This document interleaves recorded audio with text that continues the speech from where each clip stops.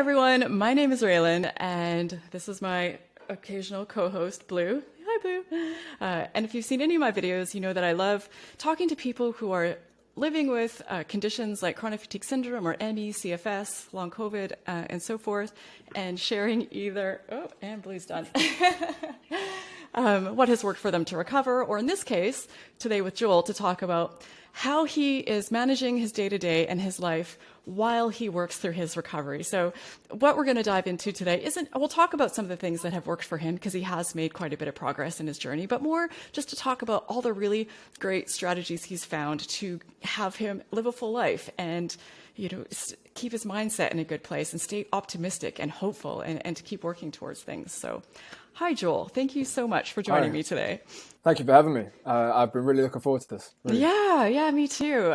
So why don't you tell everyone where you are in the world? So I'm about an hour south of London in the UK. I'm near Guildford, if you've heard of Guildford before. Okay.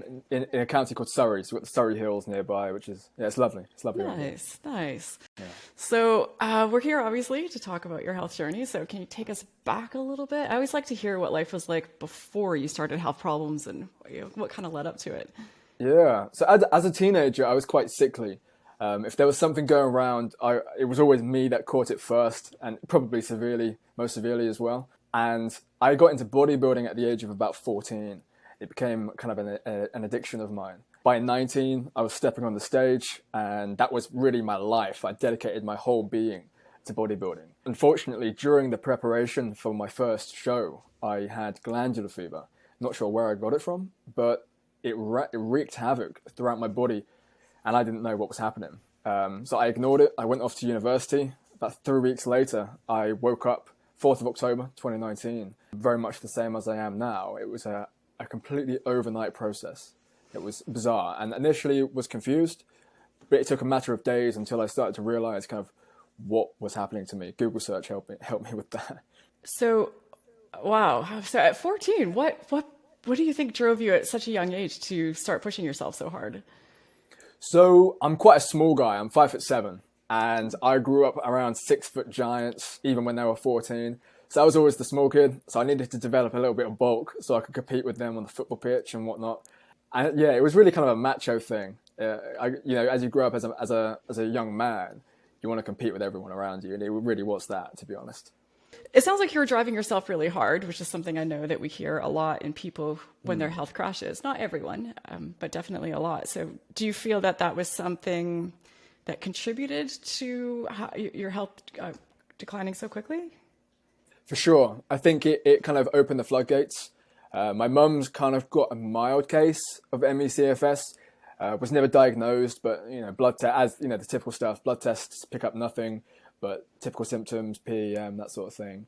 And I didn't really think it was ever going to happen to me. I'm a different gender. I was much healthier than my mum was when she was my age. So I didn't think it was going to be me, but I didn't fully appreciate what I had, the robustness that I had at the time, and it came back to bite me quite severely. Yeah.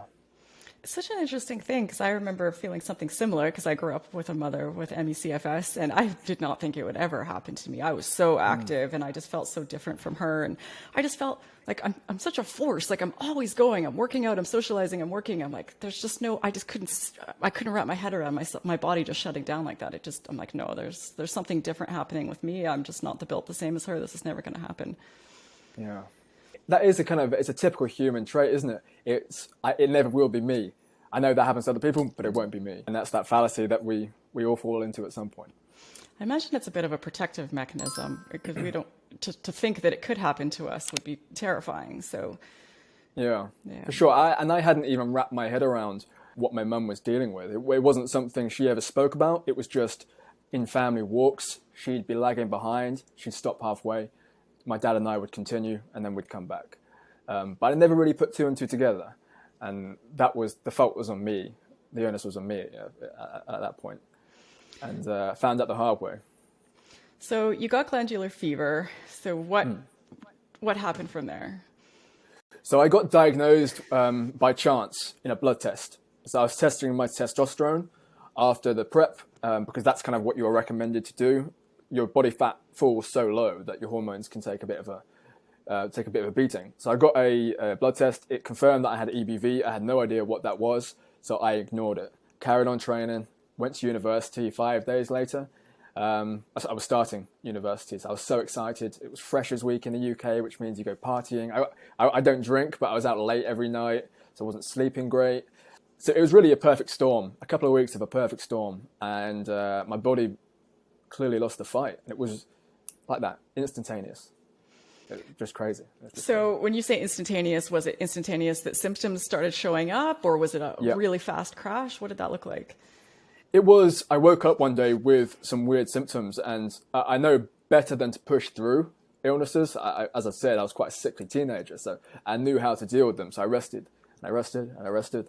Days went by and things weren't changing. And that was when I started to panic, because normally illnesses kind of progress into a cough, into a sore throat or something like that. But it was just like that. It just stayed the same.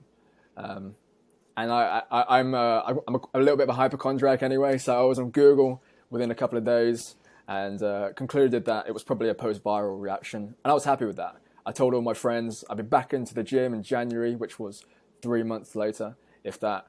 So I'll see you then. I'm just going to focus on this for now.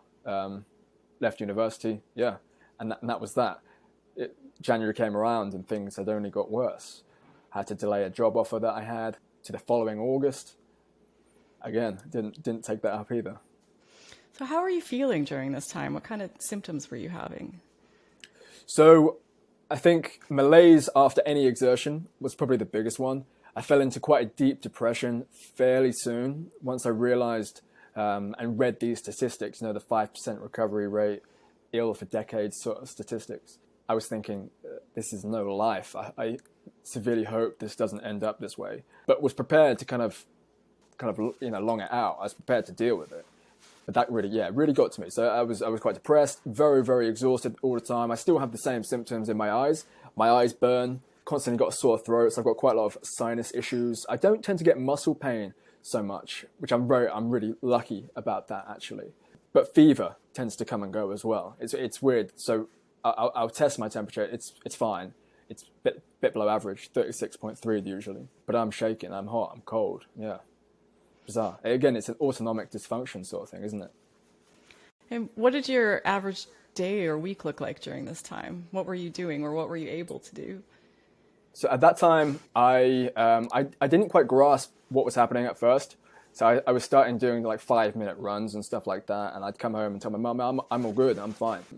We'd serve up dinner, and then I just went like that. I had to go back to bed and watched a lot of movies, read some books when I could. I was sleeping kind of maybe 3 a.m. to about midday because I was up all night worrying, researching. This went on for a couple of months. And my girlfriend didn't really know what was happening. Her family didn't really know what was happening. My family didn't either. Everyone was confused. The only thing that made sense was there's something really not right here. And I went to see a specialist in January. And he told me, graded exercise therapy, go swimming, and make sure just every day you do a little bit more. And I'm thinking, well, I don't feel any better. So how can I increase my exertion? That's not going to work. And he reassured me everything was going to be fine. Fobbed me off, and that was the last thing I heard of him. But he gave me the diagnosis, which was a relief in some way. Yeah, it's a scary thing that this is happening. I know some people, like myself included, found movement and exercise to be really helpful, but I don't think it's what people are being told to do by the large part by doctors. Like if I tried to go swimming, I would have been laid out. Like just such small, like 1 minute of really gentle moving my arms. It's good that you knew not to push through and just trust that blindly. Yeah. I imagine you could have gotten yourself in even a worse place. For sure. And I think forums, I was really lucky to be part of forums and Facebook groups by that point. So I knew better than that. All the advice on Reddit and Facebook. I think I was part of your kind of Facebook group by that point. And it said, just don't push through. Do what you can, subtract 20% and stay there. So I knew better than that, yeah. And intrinsically, that didn't make sense to me. Pushing through it didn't make sense for me. Because within a couple of weeks, you've got to not do that. I imagine this was quite shocking for everyone around you as well, to see someone who looks so extremely fit and healthy to not be able to go for a 5-minute run. Or what was the reaction of people around you? I think actually, and this says quite a lot about perhaps how friends work.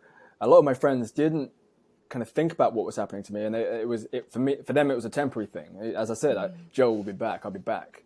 So they weren't worrying about me, I don't think. And people tend to be very kind of wrapped up in their own lives in their early 20s and things like that. So I didn't really have people asking about where I was, and I didn't find that insulting whatsoever. But I kind of became a little bit of a hermit. My girlfriend is and was my best mate at the time. So I spent all of my time with her pretty much when I could. But it was with the sort of situation where she'd make dinner, I wasn't able to. We'd sit and have a 5-minute chat, and I had to say, I'm so sorry, I can't do this anymore. I'm going to have to go upstairs and lie down. She'd have to clear up. Everything was on her. And luckily, things these days aren't like that. But yeah, I felt like such a burden. I think that's quite a common feeling among this community, of feeling like you are nothing but a weight on other people. And that's how I felt. And I think there's this, at least for me, this feeling like I can at least pay them back with some attention, or, hanging out with them a little bit longer. But when you can't even do that. Yeah, and also the conversations they just don't flow, because you're trying to think of what to say, and someone says something to you, and you kind of process it twice or 3 times, and I don't even know how to respond to that. I haven't got the intuition to even respond to that. So conversations would go to a dead end every couple of minutes, and they would just be sitting in silence. So what were you thinking about all of this during that time?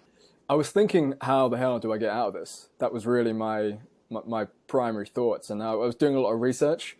My problem is I wasn't working, and I didn't have a lot of kind of financial backing. A lot of things were going on with my family at the time. I wasn't working, and I had kind of my savings from university, which I worked in a gap year to accumulate. Mm-hmm. They were starting to really go quite quickly. I was lucky that my mum could support me, so they didn't, run dry in weeks, which they would have done. But I didn't try lots of different therapies, and I wish I had. And I wish I still would have that kind of impetus to try all of these different therapies. Tried a few and didn't have a good experience with them, and that put me off for life, really. As far as today goes. But that's something I really want to change. And if anyone's listening is in the same boat, we need to kick each other, up the butt and get each other to do that sort of thing, because we need to try every single road.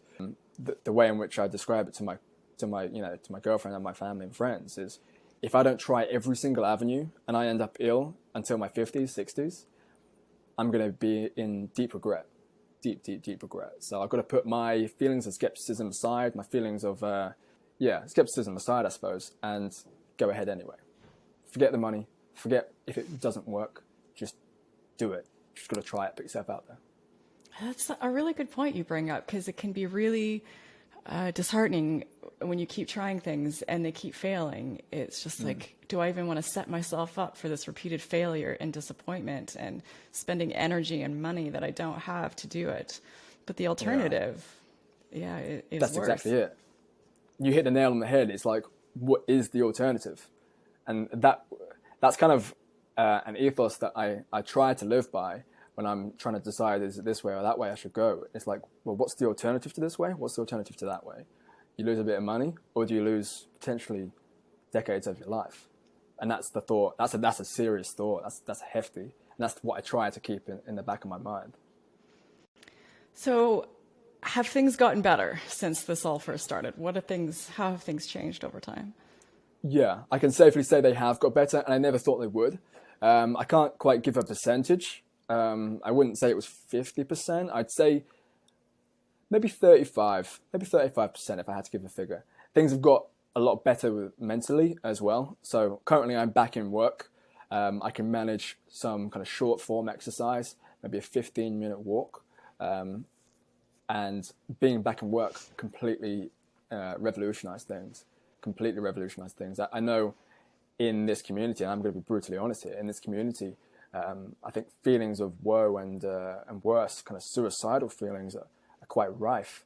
And I had been experiencing them at several points throughout this thing, especially during the winter. You talk about SAD and things like that. As soon as I started working, we can come on to that in a minute if you'd like, and how I kind of went into that, those feelings went away. suddenly my future opened up a little bit, my horizons broadened, and suddenly the books I was limited to kind of had a bit more volume, a bit more air. So what helps you get to that point where you were able to start working again and doing a little bit more activity? So I think when I first got ill, I applied for an accounting apprenticeship, and all the people around me were saying, "You're going to be bored stiff. You're going to hate that," because I like to kind of do different things if I can. And I started writing. That was my outlet. Whereas physical kind of weightlifting was my outlet before. I started writing. I started writing a book, a self-help book, and eventually that writing garnished a little bit of attraction from my friends and things like that. And they'd said some nice things to me about, "This is actually all right. I might actually read this if you finish it." So I actually was like, well, why can't I do this part-time? Maybe 15 hours a week, 20 hours a week, a couple of hours a day. Why can't I just try and write for a company and gain a bit of money that way? And that's exactly what I did. I'm lucky that in that my brain fog doesn't limit me in my head. It just limits me in my conversations and how I interact with the outside world. On paper, I'm mostly okay. How incredible. So first question, have you finished this book? Almost. We're getting there. So I've got about 140,000 words down on paper. They've had a couple of edits. I'm looking to release it spring 2022. Wow. That's my goal. I can't wait to read it. We'll have to do Thank you so much. We'll have to do a follow-up interview when your book comes out and we can see where you're great. at and let everyone know about it. How incredible. That's very sweet. Thank you. Thank you. So for you to get to, the progress that you've made, it sounds like it was a lot about mindset and alleviating the severe depression that you're experiencing and having some, sort of meaningful things in your life. For sure. I think you've hit the nail on the head there. Meaning is a huge, huge thing. When each day looks the same and they blend into one another, there is no reason to get up in the morning. There's hardly a reason to go to bed at night. There's no routine. So the first thing for me was getting some form of routine back. And that meant doing the same things at the same times. So I'd write my diary in the evening at the same time. I'd learn French. I was learning French for the year I was at work. Didn't go very well. You asked me to speak French, I can't. So obviously that speaks volumes. But I did that at the same time. I meditated at the same time. And suddenly I had this structure to my day. And it was almost like a ladder. I could climb that structure to the end of the day, get into bed and do it again the next day. And that really helped, especially if you were measuring any progression to be made too. Because that makes you feel so good about yourself. You've done something at least. And that's why I'm so grateful to you for talking with me today, because I think it's a really important topic and something that I haven't addressed a lot on my channel is that, because I love sharing recovery stories, of course, that's very inspiring and hopeful and important, but also, there's so many people that are still living with this and they have to find ways to live with it until they can get past it. You need to be able to get through your days and your weeks and to have that healthy, happy mindset if you're ever going to be able to keep going and trying new things. And that's what I love about your channel. It's got variety. It does focus more on the recovery, kind of once you're recovered, how did you get there? But you're right. The topic of how to manage the condition and perhaps things to try, that's also invaluable. That's gold. And that might even help us over years, over months maybe, to get closer to this end goal. I think you're helping me see that I think I've been neglecting one of the most important aspects of recovery, because I think so many of us struggle to recover because we're so worn out and we're so disheartened and we get into this very stressed state and depressed state and anxious state.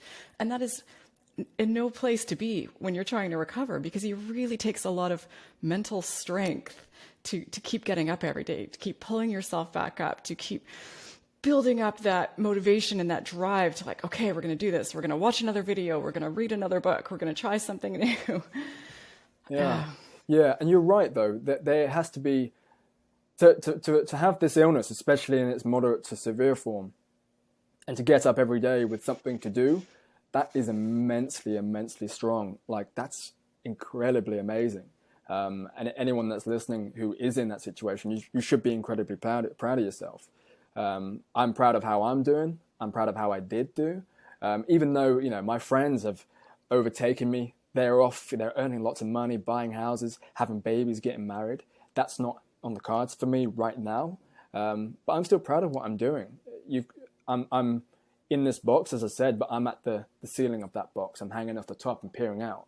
And we're all doing that to some extent, but we could be doing it perhaps a bit more. And I'd recommend to people, don't limit your horizons, and don't perhaps don't listen to what other people are doing. It is a subjective journey. Focus on what you can do, I would say. I spent a long time believing that I couldn't read a book because other people couldn't. So I didn't. But I can. So I tested the waters. It's easy to internalize these things, these sort of limiting beliefs that we can pick up. It's a bit of a double-edged sword with all the support and all the reading that we do and joining different groups. I think it can be a really positive thing, but then we can also just start to take in a lot of those limiting beliefs and adopt them as our own, even if they may not be our reality. For sure. And don't get me wrong, I think having these communities is fundamental. We need to feel understood by someone. And myself, back in the March of this year, I decided, I was sick of not having someone with CFS to talk to. So I began a group chat. So there's about 50 of us in this group chat, and they're all kind of young people with CFS. And we chat about, A to Z. Everything gets talked about. But the one thing that we can all take away from this is we are so reassured. You hear other people's experiences. But you're right. It's important not to take those experiences as your own. It is just conjecture. It's conversation. Find what you can do, and perhaps don't listen to what other people. Take their advice, of course, but with a pinch of salt. Yeah. I'm curious what unique challenges or benefits or experiences come with getting this condition at such a young age. Have you noticed anything? I think an appreciation for small things. Perhaps as you grow older, this tends to happen. All I can say is what I can do and what I do have, I am greatly in awe of. I take everything in my stride, or as much as I can, to be honest. I've got a car still, and I'm just incredibly grateful for that. I can go around. If I want to, at night, go for a night drive and listen to some tunes, I can. And that's one of my favorite things to do, So I've still got lots of things that give me intense enjoyment, and that's invaluable. There's a lot of things I can't do, but my girlfriend's very good at telling me, focus on what you can do. There's no point in dwelling on what you can't do. You might be able to touch that soon or in a couple of years' time, but now just focus on what you can do. What's the point? If you've got things you can do, just walk towards them. Don't run towards what you can't do. Your girlfriend sounds incredible. Has she shared at all with you what this experience has been like for her? Yeah, she's found it very, very tough. So her mother had kind of terminal bowel cancer, and this story is incredible, but basically was very, very close to being lost, and on a miracle clinical trial came back, was brought back to life. But that experience of nearly losing your mother really taught my girlfriend and her whole family what life's all about and how you should really go about it. And I'm very grateful to be able to pick up on those lessons. So I'd love to hear the things that you do to manage your days, your lifestyle, your health. What have you found that works for you?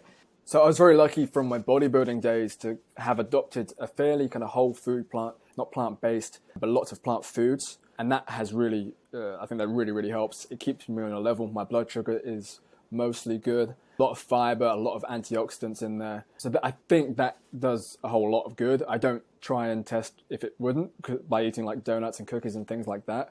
But I keep my body as stable as it can be. I drink juiced ginger in the morning. That does wonders for the immune system, I hear. And so far, so good, I think. I try to keep my hormones in check. So I have a very high-fat diet. I'm eating a lot of nuts, a lot of chocolate, dark chocolate, which is lovely. A lot of oats, things like that. And I have a few eggs per day. So a lot of fat. I think for the males and females, optimizing the hormones is great. I try in the UK to get sun where possible. It's not the sunniest place of all time. And if I'm not doing that, I'm getting vitamin D tablets. I try to walk barefoot on the ground. This might sound a little bit hippie, but the science of grounding is apparently pretty neat. So I try to go just barefoot on the grass outside sometimes and just ground myself with the earth. And talking of grounding, I meditate only for 10-15 minutes daily. I don't try and do any more than that. But that keeps me calm and composed too. I just love how you shared about the grounding and the sunshine and the meditation and the food. I think these things are so important. It's unfortunate that we all have to go through this hell to learn. I mean, maybe some of us knew this before, but a lot of us, it seems like, get a crash course in how to really take care of ourselves. And I do the grounding too. I go to the park. I literally hug the trees. I take my shoes off. You know, I smell the trees because I've read that just what we breathe in from them is really good for us. And there's not enough trees around me. So I'm going for a walk and I'm right up to the tree. Like I look insane, but yeah. Well, do you know what? Insanity, if it works, is the definition of sanity, right? So, yeah. And I think, yes, I'm doing all these things that make me look crazy and people may not understand it. But, you know, we've got a really, it's not just chronic fatigue syndrome. You know, in our society, people are really unwell. People are on so many different medications, heart disease, diabetes, all these different things. So it's, I'd rather look a little crazy and be giving my body a dose of what it needs. Yeah, exactly that. And actually, I think you've touched on another point there. And that is letting go of societal expectations and worrying about what other people think. He's having a great time. But yeah, I saw a video funnily enough, on TikTok, and there was a girl with CFS, and she was saying, if I need to sit down in public, if I'm out shopping and I need to sit down on the floor and close my eyes, I do it. Yeah. And I think that's amazing. You just take what you can do in your own hands. You don't worry about what anyone else is thinking. If they're looking at you and laughing, great. It doesn't bother me anymore. I'm quite happy just to do me, to be honest. Yeah, and I find it's really freeing too to let go of that, because it's really heavy to carry that around every day, worrying what everybody thinks. And you know, I remember when I started going back to yoga classes when I was starting to get better, but I could only do maybe the first half of them or however long. So I would just go as long as I could, and then I'd just lay on the mat for the rest of the class and close my eyes. Yeah. And you know, old me, pre-CFS, would have been mortified. Like, what are people thinking? Do they think I'm lazy? Yeah. But I just, you know, you just do what you got to do. Right. Exactly that. And you forget what other people are thinking and just focus on you. Yeah. And you're right. You described it as wearing other people's expectations. And that implies that it's a weight. And you're exactly right. You're exactly right. And with this, you've got to shed as much skin as you can in dealing with this condition or managing this condition. Anything you can afford to not worry about, do it, you know? Yeah. I find, too, that you need to be really selfish. And I think most of us have been socialized to believe that being selfish is bad. But you really, really do. You really need to take care of yourself. You need to put yourself first. It's this, you know, my needs first, then everybody else's. Take care of myself, then worry about other people. So it's a great lesson in self-care. Yeah, and there really is nothing wrong with doing that, especially Blue. Blue loves doing that sort of thing. But there's nothing wrong with putting yourself first. And if you're around the right people, if you have surrounded yourself with the right people, they'll let you do that. I'm very lucky in the fact that I've got people around that I wouldn't say understand, but give me leeway. I don't think you can understand this unless you've lived it or lived with it. But as I said, they give me leeway. They cut me slack where I need slack. If I don't want to watch a movie and I want to go upstairs and be myself and I don't want to talk, they let me do that. And well, you know, more power to them. I think that's unbelievable to say, you know what, forget what I think is right. You know what you think is right, so go and do it. So it sounds like this experience has changed you quite a bit. Are there other ways that this has changed who you are or how you live your life? I'd like to say I've become a bit more positive, a bit more hopeful. And I think that's because I can't afford not to be. So perhaps it's a matter of kind of involuntary, you know, it's something I have to do rather than chose to do. But regardless, I think I've become a little bit more sanguine. You know, I can look towards the future and I don't dread it now. I haven't got a pit in my stomach thinking I'm going to be 25 and, you know, living in my room. I think I could be 25 and actually I could still be part-time working. My book might be done, you know, that might sell a few hundred copies, who knows. I've got more of an optimistic outlook on life. So it sounds like your outlook for the future is quite optimistic. What do you think of when you think of your future? That's a very good question, and I can't quite pinpoint what I think of. And I think that's key as well, is just to take things as they come. With CFS, life is so volatile, and you're on a pendulum, and you can't predict where that pendulum's going to be one day to the next. So I try not to preempt or anticipate. I've got goals that I want to achieve, but I'm quite happy if they don't turn out quite the way I envisioned. my life didn't turn out the way I envisioned it. So I think embracing change as well is a big part of managing this condition. So I'm always curious to know what it's like facing these sorts of health conditions in different parts of the world. So what has it been like in the UK? What is the healthcare, the welfare system? What does that look like? So obviously we have public health, we have NHS, and that's fantastic in so many ways, especially if your problem is acute, if you've got a broken arm, if you're having a heart attack, that sort of thing. NHS, perfect. For longer form conditions, not so much. So you would have to normally go private or be very lucky to get on an NHS scheme. And I don't want to, cast any aspersions on the NHS, but I think if you can avoid that in the UK, you probably should, because they're going to give you guidelines relating to the NICE guidelines, and I don't think anyone agrees with them. In terms of healthcare, the UK is not the best. The good thing is that there's so many people about. It's quite a small country. Obviously, it's 66 million people, but communities are very closely connected. So when you talk to people, you learn a lot of different things. So I've got people in my immediate area that I know that have recovered from this illness and are living with. So that's one of the virtues of the UK, is that we all, well, at least in my area, try and talk to each other, which is nice. Unfortunately, welfare is not the best. We have a disability benefit called PIP, Personal Independence Payment, I think that stands for, and that's notoriously hard to be awarded. And that tends to lean more towards physical conditions. If you can't get up the stairs and wash yourself, things like that. It doesn't tend to reward people with Lyme's disease, fibro, CFS sort of things, where it's not immediately visible to an assessor, which is a shame. And I would use the word criminal, but I don't want to describe anything in that intense way. The good news for people in the UK, so our Parliament met yesterday, so this is a really timely interview actually. They met yesterday to review the NICE guidelines. I didn't quite read the outcome of that, but the point is that in government, in the inner sanctums of how this country works, and probably around the world as well, the conversation is starting to kind of be heard a little bit more. And I saw Dr. Greeley was on your show 2 weeks ago, or so. My timings are probably well off with that. But there was so much reason for hope from that. They found the beginnings of markers. You're beginning to prove that this thing is not, confined to the head, that it is a physical condition, and that there are things going wrong. And with long COVID research, I think COVID has actually been one of the biggest blessings. It might not feel like that, but one of the biggest blessings for our future as a community, because this shines potentially billions of pounds, dollars, whatever you want to say, onto this condition. And wow, that's holy, that's gold.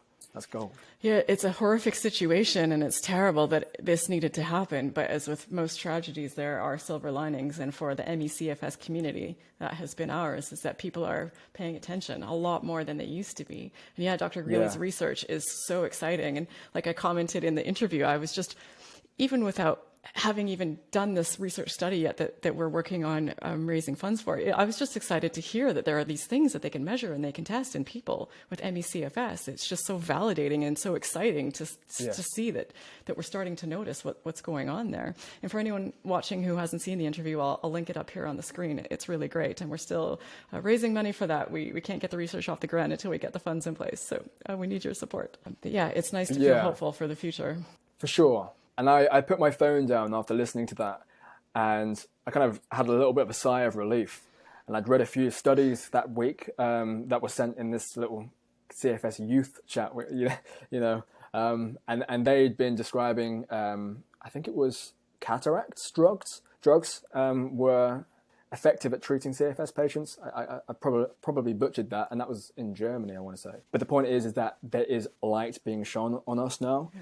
And documentaries, I know Dr. Greeley watched Unrest. I've told everyone I know to watch Unrest. Whether they have or not is a different story. But in the mainstream media, Unrest was on the top trending on Netflix last week. So we are being listened to. And I think that's really important, because it's almost like there is an end to the tunnel, and it might be a candle at the moment, but that's gonna grow. That flame's gonna grow. Yeah, it's such an incredible thing, because for decades when people would get diagnosed with this condition, myself, my mother, there was just nothing, like really nothing. No one was really paying attention to it. No research was being done that I was ever aware of, very little. No one understood it. It felt very hopeless. It felt very hopeless. The outlook for the future is hard to keep going when it doesn't seem like there's any hope of any discoveries, or you haven't heard of anyone getting better. But now we hear about people getting better all the time. It's such an incredible thing. And that stat that you mentioned, I think, is so dangerous that, only 5% of people recover. Because I think all of us in the community have determined that stat is garbage, because no one's monitoring recoveries. There's just no way to know that all of us who have recovered, no one's contacted us. We haven't been a part of any survey. Yeah, exactly. There's no consensus being done here. Yeah. But you talk about, hearing recovery stories and how kind of crucial that is to keep your mindset up here, and you are very much to thank for that. Your channel gives, I think, so many people hope, and they listen to your videos, and, they might not take away as much as they had wanted to from every single video, but you assimilate everything you've learned from how many videos have you done? Like dozens at this point. And you begin to piece together kind of what works, what might not. What do I believe in? What do I not believe in? And there are so many things you can try. On my list to do is I've got intermittent fasting to try yet. I've got ketosis to try yet. I was vegan for the first kind of 9 months of this illness. I could go back to that and try that again. And that's another thing. Just don't stop trying things. Find your groove, but be sure to take a step out of that every now and again. Have you heard of the psychologist Jordan Peterson? He's Canadian. I have not, no. So he describes chaos and order in this yin and yang sort of way. And he says the best thing you can do is have your order, make sure you have the order, but have a foot in chaos as well. Have a foot in the unknown, because that's where potential is. And that's where you're going to find the unknown. And that might be of huge benefit to your life. I couldn't possibly love that more. That is amazing. I think Exactly. that applies to It's virtually great, everything in life. Yeah, no, it's fantastic. He's fantastic. I'd recommend everyone to go and look at his videos as well. He's unbelievable. Well, this has been really incredible. I'm so grateful for you for sharing this. It's so nice to talk to someone who is still very much in this, but still so optimistic, so hopeful, has found ways to, manage your life, still live a full life, even though you're working towards, more, but you found you just seem very at peace with where you're at. I'm sure you have your bad days like everyone else, but it's really nice to see. Thank you very much. And I appreciate you having me on. I never kind of thought that I might have any inkling of improvement. And in many ways, I haven't. I can't exercise much more, but there are so many things that have improved. And even though my limits are mostly the same, what has been behind those limits has dramatically changed. I think my outlook has dramatically changed.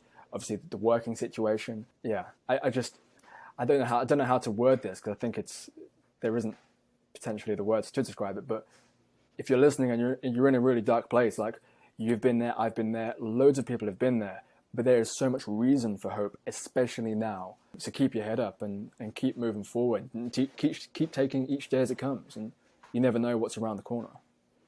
And I'm not sure when I'll recover, but I'm sure that I will. So if it's years, if it's months, I don't care. I will make sure that we'll have another conversation when I'm recovered. I can tell you guys about how I did it, and yeah. Hope. All I'd say, take away from this is hope. Keep a smile on your face, and I think good things are coming. I cannot wait to have you back. We will definitely have a follow-up interview, hopefully not too far along, and I'm just really excited to see your book published and your health continue to grow, and just hear about all the amazing things. You've learned so much already. I can only imagine what you'll learn in this next few months or this next year. So yeah, looking forward to that follow-up. Me too. Hopefully it's sooner rather than later. Let's hope. So I'm losing my hair, so I don't want to be bald for a video. Well, better hurry up then. Exactly. That's a reason to keep going. There's your motivator. Thank you so much, Joel, for taking the time to do this today. I really appreciate it. This has been really incredible. I'm just so glad we've met, and I know people will be really appreciative to have heard a bit of your story and a bit of my puppy in the background. Yeah, destroying probably his the puppy pen. more so. Yeah. But thank you so much for having me. Thank you. Yeah. And to everyone watching, as always, really excited to hear your comments and your thoughts and any questions that you have for Joel. I'm sure he's happy to answer them in the comments. For sure. Is there any place else they can find you if they want to follow you or get in touch?